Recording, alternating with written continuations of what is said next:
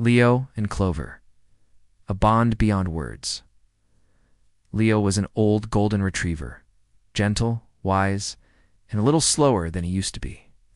His tail wagged less often now, but his eyes still held a soft kindness, the kind that only comes from years of loving deeply and losing quietly.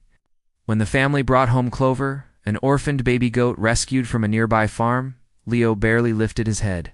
But when Clover let out a small, frightened bleat that first night, Leo stood up with effort, hand patted over. He lay beside her. That night, they fell asleep touching noses. In the weeks that followed, Clover became Leo's shadow. She bounced clumsily behind him in the garden, headbutted his tail playfully, and even tried to curl up in his dog bed. Leo, patient as ever, never once growled. He let her chew his ears. He let her nap across his back. He had found something again of purpose.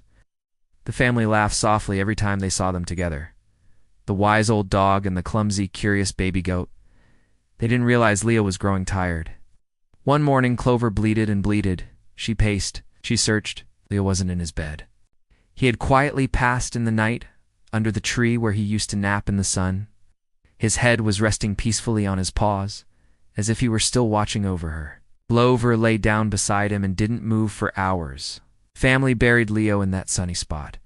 Clover visited it every day. She never forgot. Sometimes love finds you right before goodbye, but even a short time can mean forever in the heart of someone who needed it most.